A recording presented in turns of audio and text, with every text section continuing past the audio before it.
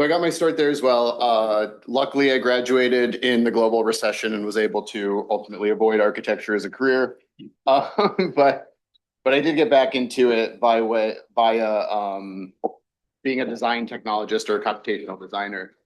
And ever since I graduated school and kind of took a digital fabrication route rather than a design route or a purely design route, I was very interested in the idea of being able to kind of seize the means of production as an architect, very much against the AIA guidelines, but the idea that the designer could kind of encode agency into machines to more fully realize their design.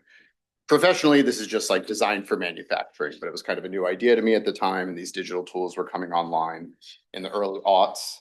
And I was really obsessed with that idea until I actually moved from architecture to construction and realized that architects simply couldn't possibly encapsulate all of the knowledge required to build something. That's why there's an interdisciplinary team of people. That's why there are tradespeople with their own set of knowledge. It's like not that different from when people describe the sim to real gap. They're talking about these simulation models and we couldn't possibly fit all of the knowledge. Well, it's the same thing for a designer. You couldn't possibly fit all of the knowledge required to build something. So then I said, I'm coming at this the wrong way. I'm coming at this from a control angle when I should really be coming at this from a recording angle. So when I first started working at Boston Dynamics, I was hired to look for construction product market fit. And we started to look at this idea of being able to continuously sense the job site and basically update the schedule, update the 3D models. Some of that can be done through imagery. A lot of that was done through 3D scanning and measuring the environment.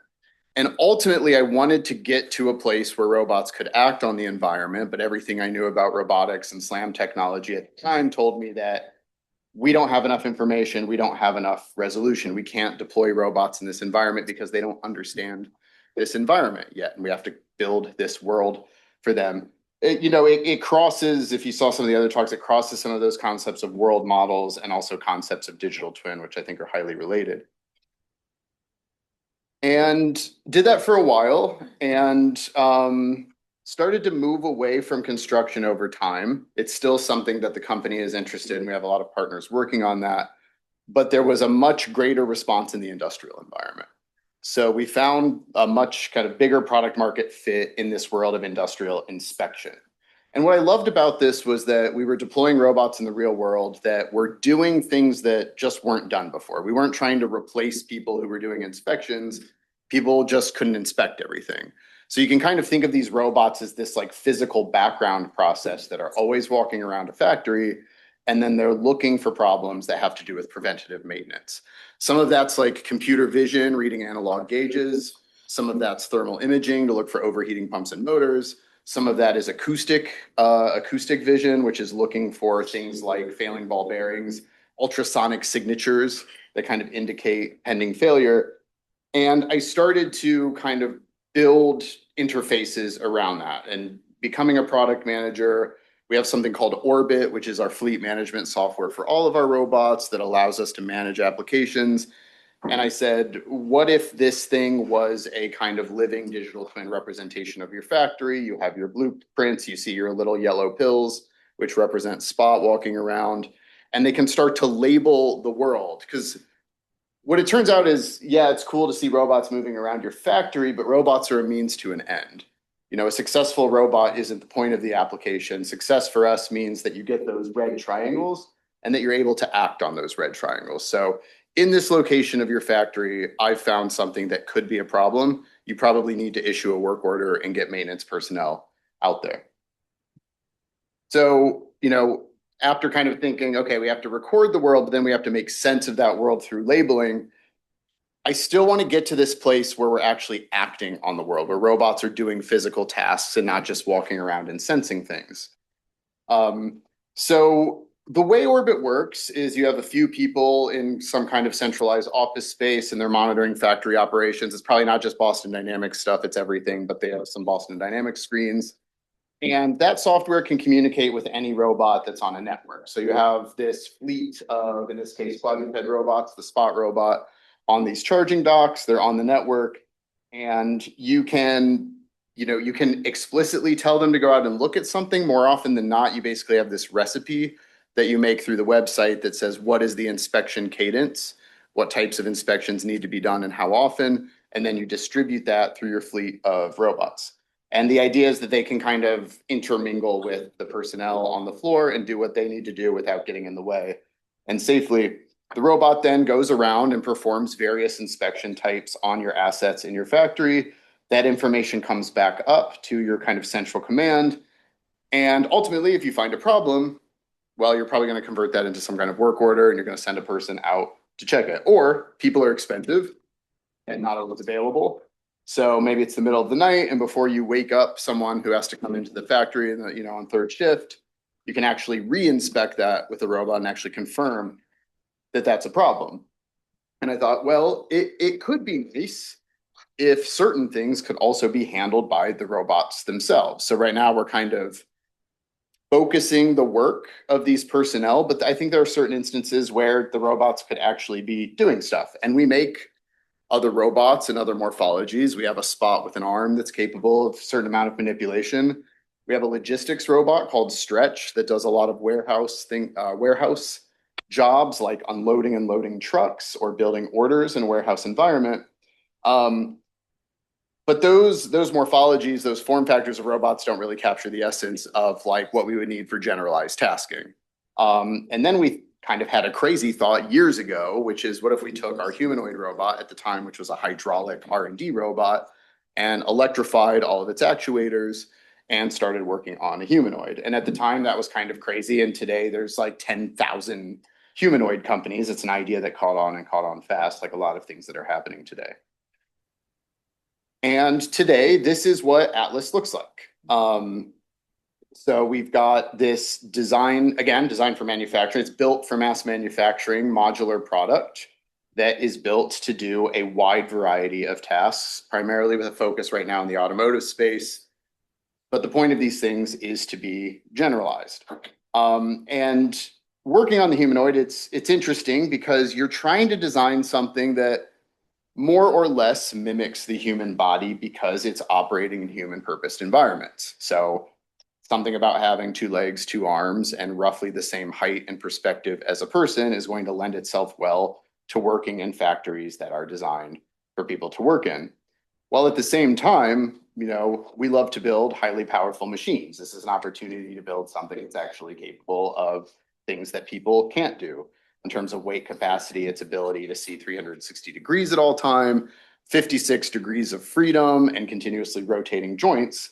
Allow it to move in highly efficient ways in tight spaces with high speeds in order to achieve whatever it needs to achieve. And that brings up the big design problem, which is it's one thing for Boston Dynamics to make what we believe is the world's most advanced humanoid hardware. It's another thing entirely to be able to talk to that thing and tell it what to do. So as we train models and kind of understand the application space and come out with things like automotive sequencing, for example, which is like an intralogistics task that we've been working on and publicizing, we know that the vision for this thing, the value for this thing to achieve scale in the world is that it can, do anything within reason. This is an industrial humanoid robot. So like I wouldn't put this thing in somebody's house. Like it is designed specifically to be in industrial environments. But within that context, how do you actually teach a robot to do anything? And everyone is touching on AI in these talks. Obviously, everyone's probably sick of hearing about AI at this point. I know I certainly am, even though it's part of my job. But the affordances there are that you now have this opportunity to converse with something and ultimately to teach it instead of to explicitly program it. So I come from the world of like, your basement where you have the industrial robotic arm and the digital fabrication work where you have this very explicit set of instructions for this static robot on a single kinematics chain to do the same thing over and over again. Well, these robots are a lot more stochastic than that. It's the same as when you talk to ChatGPT. It's not going to give you the same answer every time you refresh its context and ask it the same thing. So we both need to teach this thing to do anything. And then once it's taught, it has to do it like an industrial robot and do it in a very standardized way. So how do you actually teach a robot? Well, there are 1,000 ways. This is some early work of ours with machine learning. This was in combination with the Toyota Research Institute at Boston Dynamics. And we are doing behavior cloning. And what behavior cloning does is it says, give me a bunch of demonstrations of a behavior, and eventually I'll be able to repeat that behavior autonomously. And what it results in is something we call a kind of correlation between pixels and torque. When the robot senses a particular set of pixels, it knows that the corresponding action to take is to torque its motors, toward, for example, picking up an object. And it's just perceive, statistically likely next action, perceive, statistically likely next action, and it just kind of does those in action chunks. And what that looks like to you and me is after enough demonstrations and enough data, the robot is able to mimic that job and do that job for you. And these are some diagrams from a blog post we did on bostondynamics.com, specifically about the use of the diffusion transformer. So that's the T from ChatGPT. And the diffusion method is a way of adding noise to a data set and then denoising it to kind of understand what the thing should do or what this thing should look like. It's actually the same thing that's used in image generation. And it turns out that you can apply that stuff to robots and to physical actions too. So I think someone mentioned the bitter lesson earlier in the presentations today. And the bitter lesson just kind of says that there's no way to really do anything special or creative here. It's just data, data, data. And then you have some people being like, well, only certain types of data and robots can't understand the world and they can't understand space. And I feel like it's the same thing that happens all the time where we overestimate it in the short term and we're panicked about AI and what AI will do to society. And then we underestimate it in the long term. We keep drawing lines in the sand. Well, at least we know it can't do this. And we know we're safe and it can't do that. And the answer, I don't know. So I come up and do these talks and we have these questions about perspectives on AI, and I would never try to predict the future. Like the things I've seen in the last 3 years, I couldn't predict any of it. So I don't know. I don't know what this stuff is capable of, but it seems foolish to be certain about it either way, certain that it can't do things, certain that it can do things. But nevertheless, what this proves is that the same technology that can ingest linguistic tokens can also do that with a defined action space. And an action space can just be things like tracking certain parts of the body and understanding how that relates to motor commands in a robot. And you get this loop. You go out and you collect the data, you train a model, you watch what happens autonomously, you kind of figure out what works and what doesn't is called out of distribution, and then you go back and you put more data examples in, and then the theory is just the more data, the better behavior, and so far that has held true. How do you actually collect that data about the world? So there's a lot of ways to do this in simulation. We've talked about world models, but all of that stuff has a sim to real gap, and we're not going to talk about that today, but that's a con in terms of the ability to transfer that data directly to the robot. There's the sim to real gap, which says you can't really replicate the world in simulation because the world is too complex. And then there's the embodiment gap, which says, well, I can't really teach a robot with my body because I don't have the same exact body as the robot. So I'm more in the embodiment gap space, which is how do we kind of embody the robot and match our body's movements to the robot's capabilities so that when I demonstrate a particular task with my body, that data can be used to train on a model that actually works with the robot's motion controllers. And it takes a lot of this stuff. So this is all the VR stuff. This is beacons, this is body trackers, this is head-mounted display. So you can have 5-point policies that say, I've got the head-mounted display, and then relative to that, hand tracking, torso tracking, foot tracking, so that as I move, you can transfer those movements to the robot's body. I never thought I would get back into VR. I did the whole VR thing back in the Oculus Rift days in 2014 as an architecture studio. And we thought, oh, this is interesting. We can create these client experiences and da-da-da. I got really into it, taught a few classes at Pratt, thought it was the future. And then the next year I was like, I'm a little bored on this, and it seems like AR and the phone stuff is taking over, and walked away. And lo and behold, VR won't let me go. I didn't choose the VR life. The VR life chose me, as they say. So then you have this concept of expert demonstration. And a part of expert demonstration is to try to make it less expert so that anyone, we call them pilots, anyone can come in here and demonstrate a task to a robot. But here is our kind of first prototypical software application like this, just like Python GUI and all of this VR stuff that I'm showing. And you're able to go in there with wands and triggers and buttons and wearing all of these trackers and fairly effectively kind of figure out how to move things around. You still have to deal with the fact that the robot moves a little bit differently than you, has a slightly different center of mass. You're like a lot more conscious about staying upright. There's a lot of squatting where you might just bend over. And you can kind of see that there. You see he's got his athletic shorts on because it's actually pretty grueling to do for more than a few hours. And that's how you do it. And one session of that is called an episode, and you get as many high quality episodes as you can. And there's a whole kind of design exercise here that would love to go into more in the future once we've done a few iterations of it, of the VR software itself and the whole field of like XR UX, which is a really fascinating world to get into that's very different from designing web applications. And we also have something called Dagger. We didn't invent it. There's some good papers on it online, but it's short for data set aggregation. But I had that little like kind of feedback loop thing about you train a model from this data and then you evaluate that model. Often evaluation is offline evaluation, which is just you watching the robot and the robot does something bad and you're like, oh, I better figure out how to make it not do that bad thing. But you can also do it online in the loop through this same VR software. So you have the ability to run a policy on the robot. So now instead of you controlling the robot in VR, now you're watching the robot in VR. So the photosphere is the robot's perception, and you're like following that.